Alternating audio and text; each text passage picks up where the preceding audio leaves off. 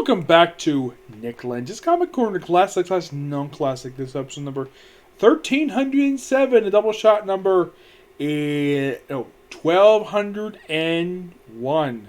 I got two Batman, one Batman related trade, the other is next trade for Daredevil. First up it is Batgirl volume, I believe this is volume 7.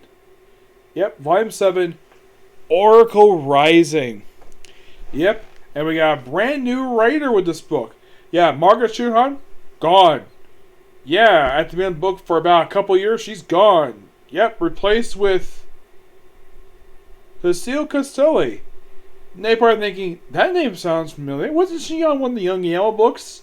Yeah, she was on Shade the Changing Girl / Shade the Changing Woman. Yep, the artwork here is done by Carmine Dan Camagino. That's another familiar name. But was this guy also like a early artist of New Rebirth? Yes, this guy was the original artist for The Flash. He does come occasionally. He also has a cover art here as well. We also have Clanton, where that name is not familiar. And of course, Ivan Paziska. Yes. This book contains issues 37 to 44 of Batgirl Volume 5. Yes, we're gearing toward the very end of this volume. Yep. So, in these issues, first we deal with the Terrible Trio briefly, as they find a robot named Oracle. Yep, Oracle. And then we cut to seeing Batgirl versus the Killer Moth. Because of course we have Killer Moth here. Though, I at least appreciate they actually have Killer Moth wearing his pre-Flashpoint attire. Yep, those of you curious about his outfit he wore when he was last in the series, they apparently got rid of the outfit, now he's back wearing the pre-Flashpoint attire for reasons. Now, unlike, let's say, in all new X Factor, which the artwork is probably my thinking why the series got canceled, not because of the freaking Gambit stupid thing. Yeah, but Flash, it worked fine. He works fine too, it's perfectly fine, no problem with that. After dealing with that character, and dealing with Killer Moth, and then of course, this arc, believe it or not, sets up a romance between Barbara Gordon and Jason Bard. I'm like, yes, this has happened before, back in the 70s. Though, at that point, it was Commissioner Gordon insisting on a relationship between Barbara Gordon and Jason Bard. Though, some people at DC wanted to see Barbara Gordon with Dick Grayson, despite the fact the readers want to see him with Starfire, not Barbara Gordon. So basically, at first, then we have, I don't know what the name is, and then we have Lex Luthor show up. Yes, Lex Luthor, because it's a tie-in to Year of the Villain. Yeah, that's the thing with this arc. It's a tie-in to Year of the Villain, where basically he just now unlike the other characters, which he knew all about them, Oracle, this robot is complete original. It's like something that the writer came up with. So they figured out the robot's name, which is Oracle. By the way, if you look at the character's face, yes, that is the same face that Barbara Gordon used as a logo for when she was Oracle.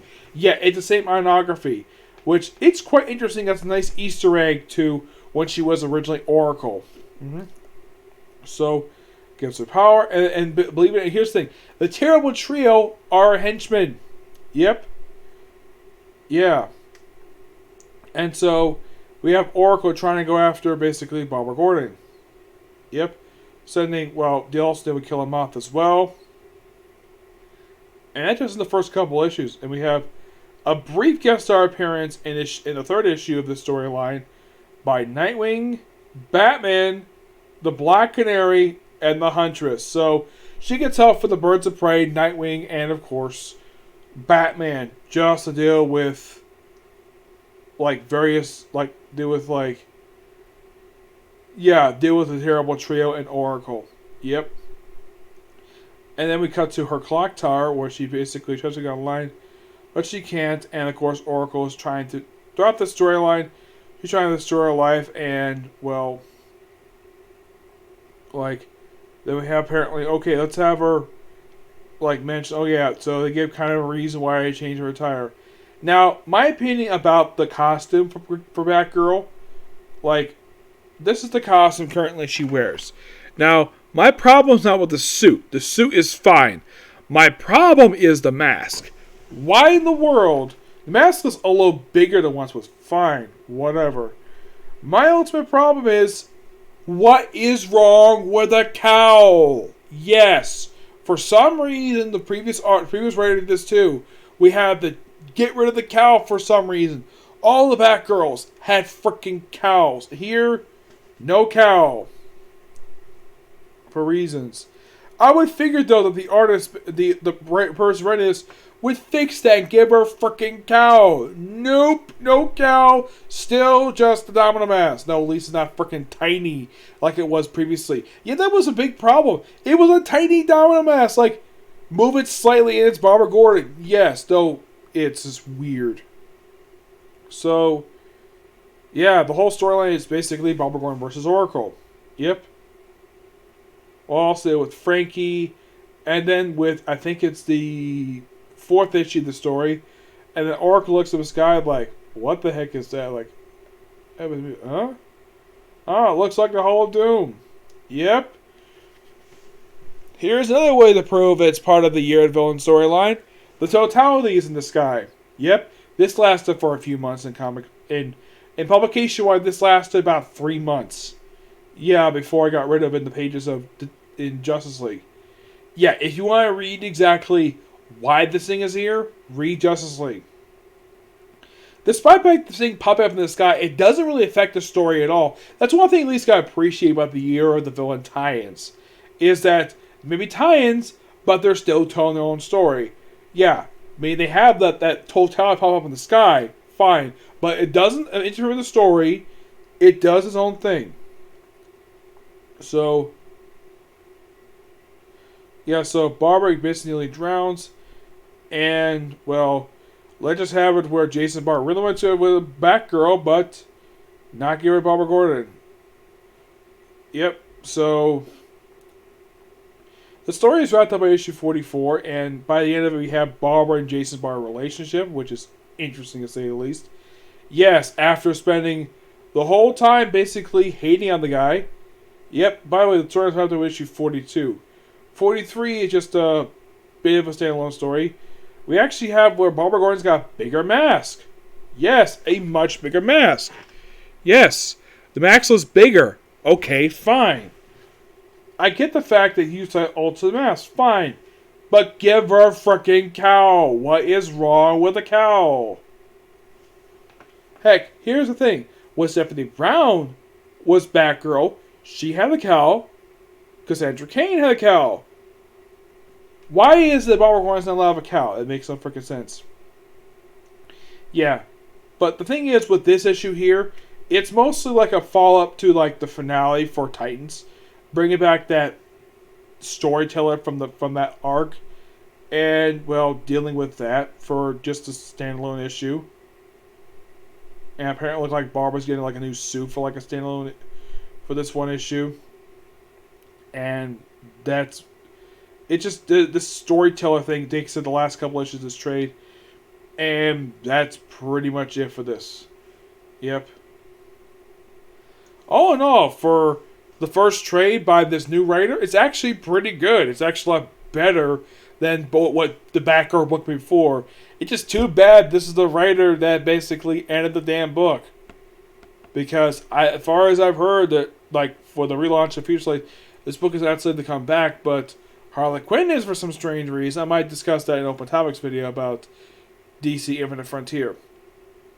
I'm going to give this book roughly a 9.5 out of 10 because it feels like a tremendous improvement over all the previous stuff this book basically had put out. Alright, so moving on to Daredevil by Chip Zdarsky, Volume 4, End of Hell. Yep. Excuse me. This collects issues, I think it's like 16 or 20, of Daredevil Volume 6. Yep. Yeah.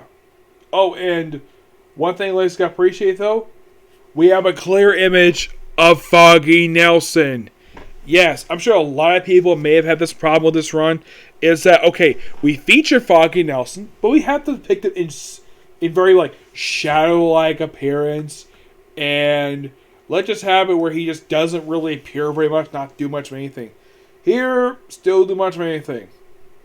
So then we cut to like after like one page of Foggy, we cut to the aftermath of Daredevil and Elektra having sex. Yes, they had sex. Not the first time, mind you, and of course Daredevil, of course Matt had to get his mask on because mostly everybody's memory of him being Daredevil wiped their memories. So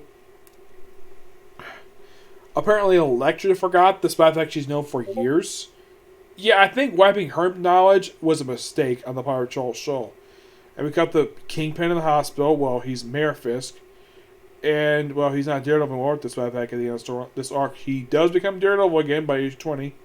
So, basically this whole arc is that the Owl has kidnapped the granddaughter of a crime boss, and he basically tells the cops basically to stand up.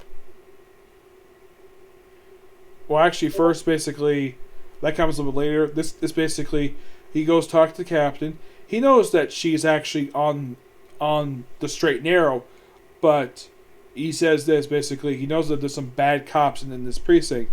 Is that as soon as I finish taking it honestly, I'm transferring to IA. Yep. Then we see Elektra in her outfit from the Daredevil Netflix show. Yeah, for some reason they put her in this outfit, despite the fact when she appeared in the previous issue wearing the traditional Frank Miller attire. Here she's back to wearing this outfit again. I'm not really sure why, but yeah, she is. And then it's very implied they did it again right after the little heist. Yep. And this whole thing and we have basically where Hammerhead tried to muscle in on this woman's territory, and he apparently gets killed. Oh, don't worry, he's alive. And, well, Foggy still thinks that Matt Gale being Daredevil, he gave up at the start of this book. Yeah, and they reveal something interesting to know about Sister Elizabeth, of who she is. I'll reveal that in just a minute. So, yeah. Then eventually, then by issue 18, we have a full-blown, then we have the kid, they have basically where the child, basically everybody's standing there looking for a missing child, which they all volunteer to do. And basically comes to the big action-packed issue for issue 18. And then we have where apparently Crossbones and the Rhino have come to town on a boat. Just cause. Yeah, and the last couple issues in here is basically this team of villains going with their rampage in Hell's Kitchen. And then Matt Murdock becoming Daredevil again. We'll have to bury people put on Daredevil costume. And of course, both of us take part in the fighting, take part in a good fight. Oh yeah, and it's revealed that Sister Elizabeth is actually Typhoid Mary. Yes. Yeah, they revealed that in this issue. Yep, the Typhoid Mary is Sister Elizabeth. Yeah, a character he's been consoling the whole entire story, whole entire time. And, well, then we have in issue 19, he officially becomes Daredevil again. Yep, first time since, the first issue he's become Daredevil. Yep. And, of course, well, I love the nods to the fact these two were previously in a relationship. Well, yeah. And then we have, Stiltman doing his own thing. Lots of brawling. It's a great action-packed issue. And after villains defeated, Matt Murdock is like, okay, I'm surrendering. Because he killed somebody that apparently killed somebody at the start of this run. And, that's the book ends.